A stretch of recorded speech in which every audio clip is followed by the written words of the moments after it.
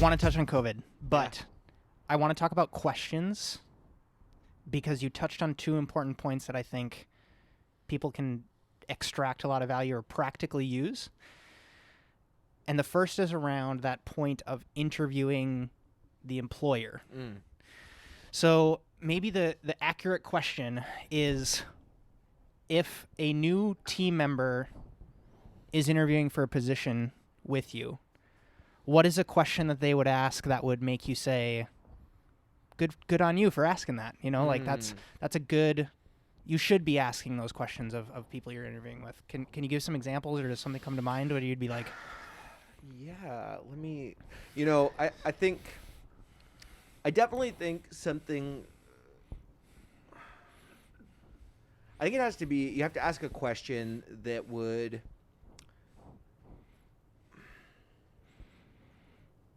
like maybe something to the effect of like, what is your favorite part?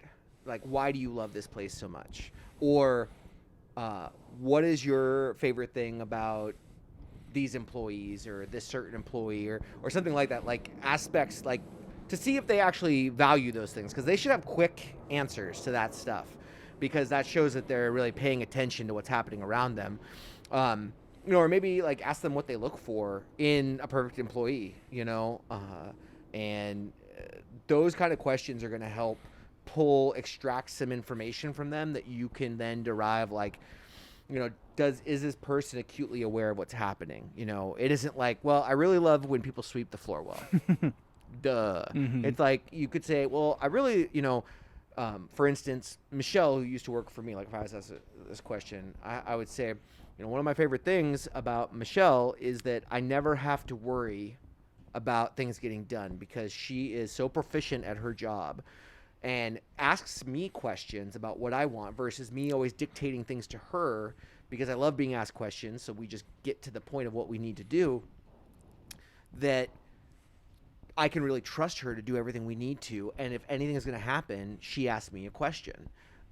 And she's, really on it, and she's very pleasant when guests, and she's like that swan of a person who, she looks, even if we're kicking like hell to survive the moment, you would have no idea. Sure. Because she is cool, calm, and collected. From everything I just said, you should have been able to derive a lot about what I value, about how I care about how this person behaves in front of guests when things are going crazy, about the kind of mannerisms, but also about the fact that I like when people ask questions. Communication. The communication is number one for me.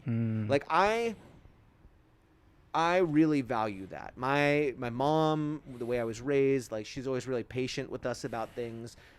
We thought we had all this freedom, but she was the one who was like smart to like set up the situation. So yeah, you can have here, what do you want to do? Here are the options, right? Not just leaving it like, so we just, do whatever. It's like she kept it really smart. So we felt like we had autonomy as kids, yet it was still within a play box that she was designing, which was very smart parenting.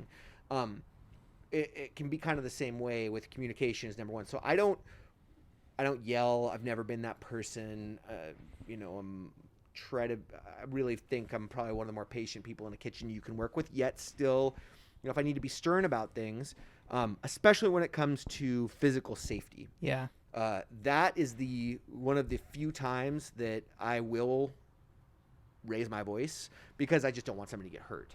Past that, like I won't, and I've been fortunate enough that in my business, I've never had anybody work for me who was demeaning or demoralizing or anything like that. I have worked in those kitchens. I will say that I have brushed up against some sous chefs who did not like me, because I was always the kid is like getting into fights with bullies, because no way is this going to happen. No way you're going to be this. My dad was definitely anti-bully, no problem. You want to be that way? We're going to have it out. I'm going to be very nice to you first. And then if you continue with this behavior, we're going to have a very serious talk. And then if it gets to the point, it's like, I'm not going to let you get by with this publicly. You just demean this person. I'm going to dress you down. Would do things differently now as a business. But when I was working for somebody else like 8 years ago, I definitely dressed down a sous chef in front of a staff, because I took them aside and warned them. And this comes from, like, again, working at FedEx. Yeah. Right? Working at FedEx, learning all these management training, I gave them a few chances. I'm like, and the final one was like, you're being a bully. You keep this up, I'm gonna embarrass you. And I warned them, and they did it again, and they were really mean to someone. And it was, the person was failing because that sous chef did not take the time to teach them how to do something fairly simple. But this person was 22 years old, had just got done with their internship there and got hired and was just not getting treated well. And every time I tried to teach them how to do stuff, I got told, don't help them. And I just looked at them like, are you insane? Sure. You're wasting money. Well, You're wasting money by letting them mess up. How smart in a business with notoriously terrible profit margins. So, which then causes you to over-index on things like value and communication later, right? Yeah, so communication's huge with me. I think that if you're going to run a business, if you get annoyed by what you perceive as stupid questions, you might want to reevaluate if you should be running a business that has employees. If you're a solo operator or you hire independent contractors to do certain work, maybe you're fine. But if you're not patient enough to answer 1,000,001 questions from your employees who are just trying to do a good job, you probably don't have a place in people management. Right. So unless you're going to hire people, outsource that to other people, that's not the right place. And kitchens, you need to be good at that. You should be an expert communicator, and be somebody who also can be a great coach. You need to be able to root people on and understand when to back off on the micromanagement, because you can drive people insane, and know yourself in that way. And it's hard when you're young. You don't always get the stuff. You're not self-aware enough. I probably really got into the groove of management after, when I got into my early 30s. I mean, mind you, I started managing staffs of about 10 and then up to 24 people when I was like 23, 24 years old. So I had a nice running start into a lot of this, which has been so beneficial to my career. Well, yeah. What I was going to kind of bring it back to was that I think you and I are both saying that we're almost granting permission to people to ask questions of their employer, because that's a lot of people get stuck there, right? Like they see it as, oh, well, I should be more humble and I should not ask these questions to inquire more because it's going to make me seem like I'm a hot shot or whatever.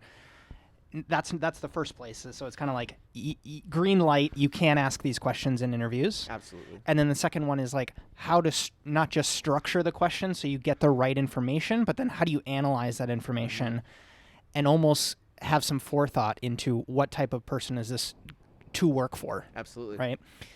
And then to circle back on the other point you made about talking to either investors or landlords, what are some questions that have either prevented you from making significant mistakes with people like that, or have either brought you closer to those people or kind of like given you some more insight into like, yes, this is what my business partner and I call getting business married, you know, because it truly is like shared bank accounts and you're signing contracts together and like you share a lawyer and all of those sorts of things. So I would say, what questions did you ask, like if you're married, what question, and you were serious, say for, say like in retrospect, day one marriage, right?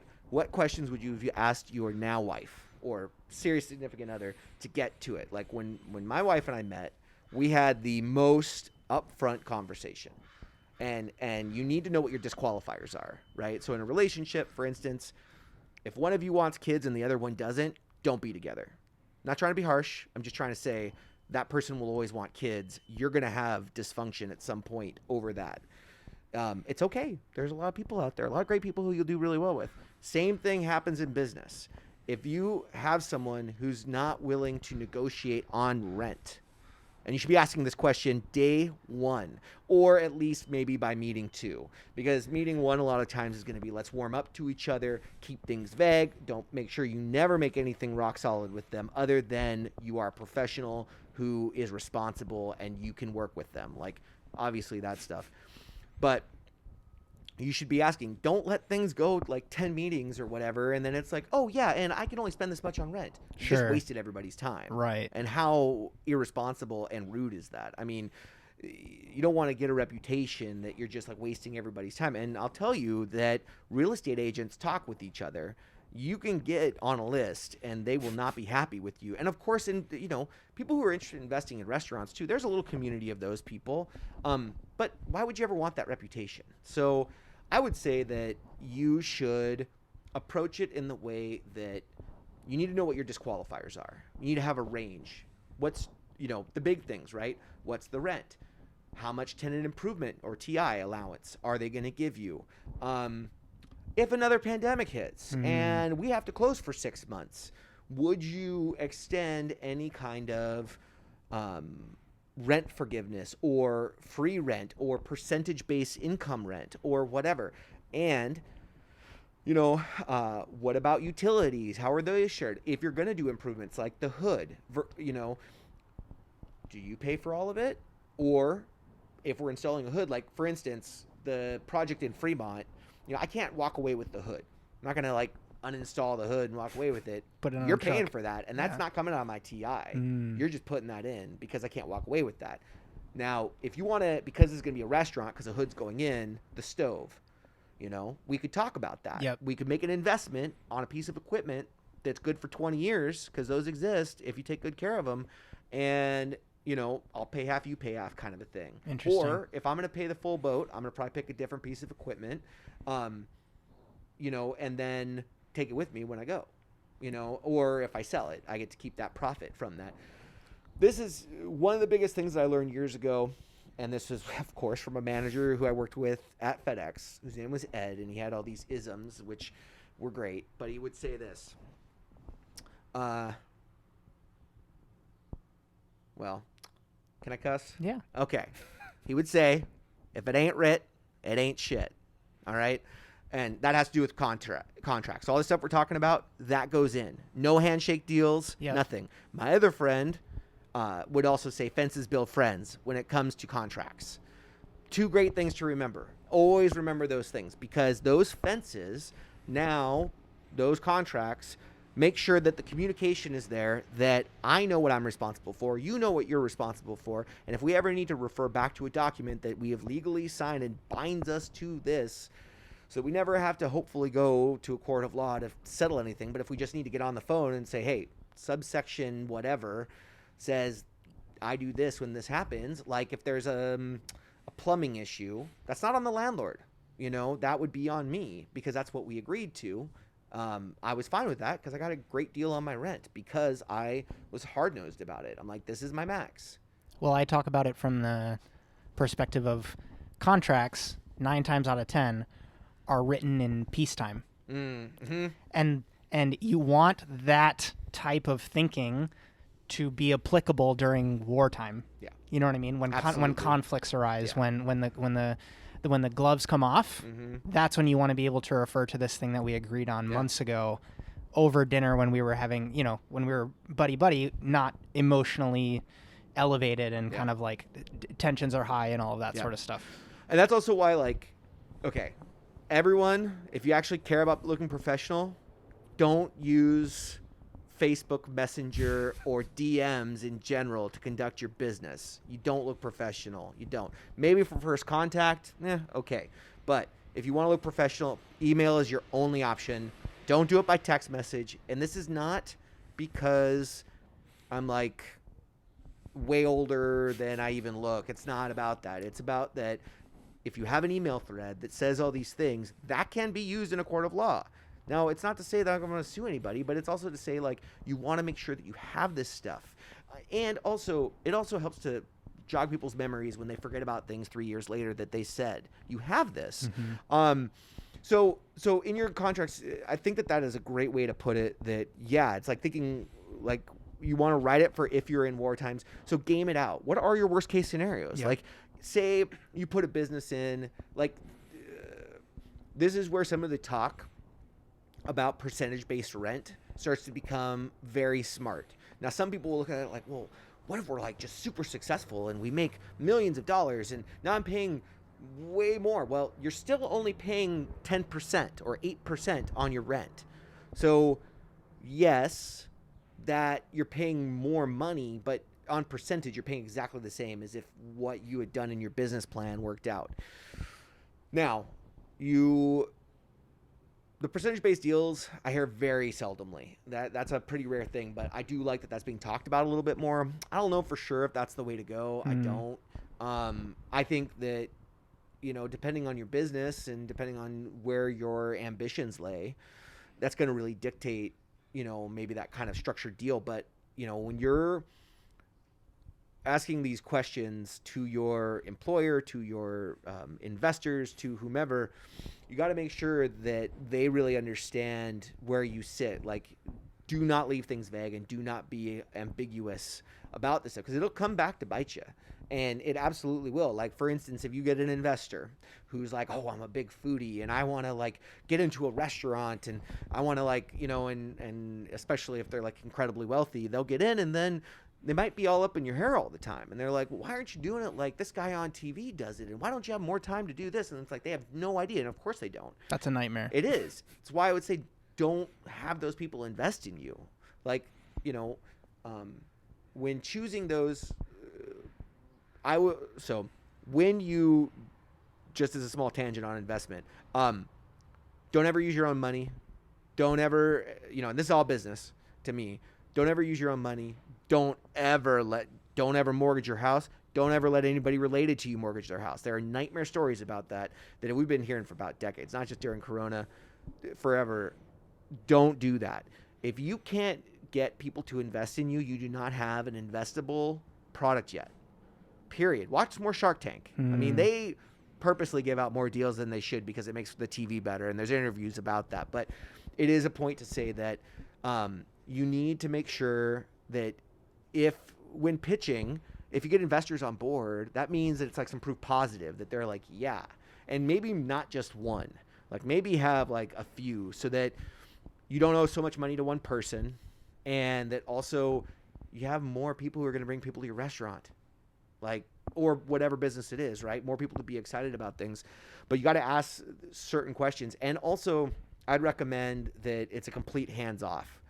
That your landlord doesn't get to dictate to you the food. You got to put that in your lease agreement. They're not going to dictate to you how to run your business, because this does happen. They will say, well, why aren't you open for brunch? Well, we don't do brunch. I don't cook brunch. I literally have never cooked brunch in my life outside of my own home or for a friend. No, that's not true. I did one brunch service in a private residence when I was working at Lark. That was it. I'm not like, I love eating brunch, and I have no problem getting up early. I just don't feel the same level of fulfillment cooking brunch. Sure. And I'd have to get paid a lot of money to do brunch. It's just, that's just how I feel. And there's nothing wrong with that. One of my absolute favorite people to listen to is Christopher Lochhead, who wrote, he has two great podcasts. He just split his podcast into mini episodes and then longer form conversations with people. And he wrote a book called Niche Down, an idea of really drilling down on a niche, that don't try to be all things to everyone. Don't try to be the jack of all trades. Like, find your lane and own it, and have it be a small one. Because the moment whether you're in a band, whether you're in a restaurant, doesn't matter what you do. You try to appease too many masters, you're just going to fail. Mm-hmm. Like, or you're going to be watered down from what you care about being. I think, and we have both done this, and it's a part of the reason, like, it's great to have a community, because I feel more supported and more sane when I see, like, especially like 5 years ago, seeing other chefs be on a different path, where it's like, we're not going to go the traditional restaurant path right away. Doesn't mean we might not get there one way or another, but we're going to do this differently, because we don't want to be celebrating a 5% profit margin that we're also paying ourselves out of. And for those of you who don't know, a lot of restaurant owners make the mistake of not putting themselves on the payroll. So when you build your structure, you want to build an S corp. You don't want to be an LLC. Totally. Look all that stuff up. Yep. There's a lot to do it. Do your research. Guess what? If you are an S corp, then you're an employee of the business, so you pay those taxes. And in this moment right now, you would have been paying yourself unemployment, so you would have been easily eligible for unemployment insurance, and you would get paid. Where most people, if you're an LLC, the way all the taxation and everything works, you were never paying in unemployment for yourself, which hangs you out to dry. And they made like a special pandemic, but that's a mess in the state, right? And so there's a lot of corporate structure things that you should do. If you're just a single person operating on your own, like when I was only doing pop-ups and private dining by myself and stuff, I was an LLC that time because it just made more sense for the structure of things, and because so much of it was independent contractor gig work. But when opening this place up, switched over to an S corp immediately because it just made way more sense. It's a very easy thing to do. Talk to your accountants, guys, but it makes a big difference. And it's funny. When I was in a band, all this business stuff is what I felt killed it for me. And it maybe it did, maybe it didn't. What did is I grinded too hard. It doesn't matter what I was doing. I just grinded too hard, both in like trying to be the best drummer I could be, I didn't have good life-work balance. Not work-life balance, life-work balance. Life comes first. If your life isn't great, your work's not going to be great. So you got to make sure that's taken care of. And, in this industry, I find that because of the long days and because of everything else, that gets thrown out real quick. And the baby does go with the bathwater, and we forget to take care of ourselves. And so, as we were talking about earlier, you have to build that in to your lifestyle, and that way you can have a really enriching career, but also you will have taken care of yourself on the things that matter when it comes to your contracts with whether it's your investors and especially your landlords, because you're going to be in bed with them for a long time, depending on the structure. If you're like if you're somewhere for 10 years and you have investors, I mean, you might be paying them the whole time, and people change and they have kids, or maybe some, life dynamic changes and they have new priorities. You got to make sure that those contracts protect you from that stuff. And there's nothing wrong with that. If you feel uncomfortable with that kind of stuff, get a lawyer to help you. It's worth every penny. It's worth every penny. It's going to seem like a lot of money. You're not going to feel that in the moment, that instant gratification of doing that.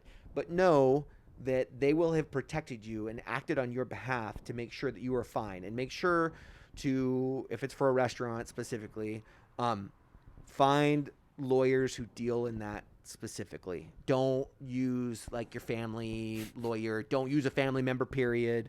But don't use a family lawyer or something like that. Use somebody who specializes in it, because our industry is so unique, and there are new labor laws within even the last few years and things that are being put in that they will be brushed up on. But a normal lawyer, why would they care? They're not like, so.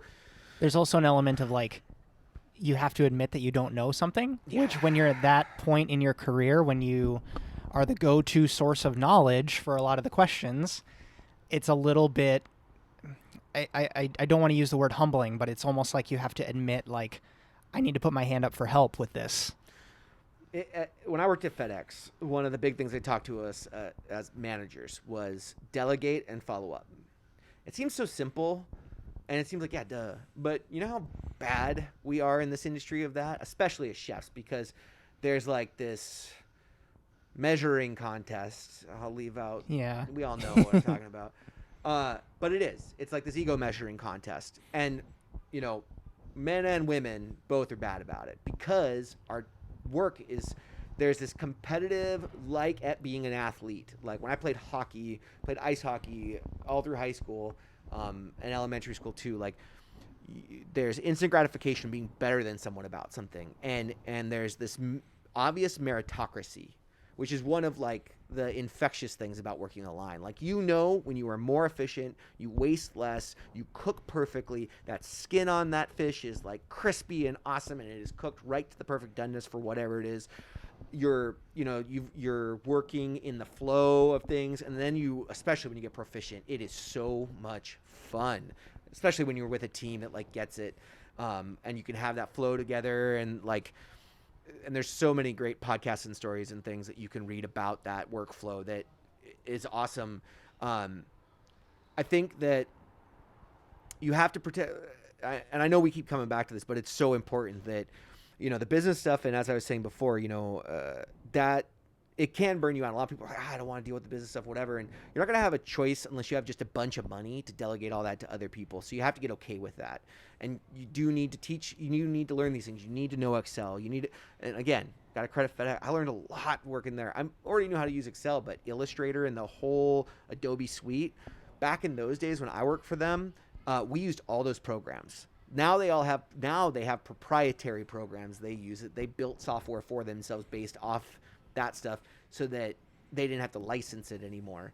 But for me, it was great. So I got to know all this stuff. So, that knowing all of that's great, but you got to make sure you have that life balance so that the creative end, going to the farms and seeing these and building that in keeps that lifeblood of why you got into this in the first place. Because I'll tell you, you probably didn't get into this to like be on QuickBooks and care about, payroll taxes and, then beg the state, when you're paying your sales tax, beg them because you're 2 days late to not pay the penalty fee and hope that they'll have some mercy. Like, you didn't get into this for all those things, but they're all necessary and they're just part of it. And it's okay, but make sure that you balance that. And you can find gratification in the business stuff. I mean, my brain's maybe a little more wired for some of that because I do like it, but you need to be comfortable in that. And if you're not, you need to find someone who is and will own it and pay them. Pay them well, take care of them. They are, that's like your work spouse. Take really good care of them because they're going to be like a golden goose for you long term. There is not enough that can be said about somebody who can work in-house as like your bookkeeper, accountant, and do all those things. They are worth their weight in gold and more so.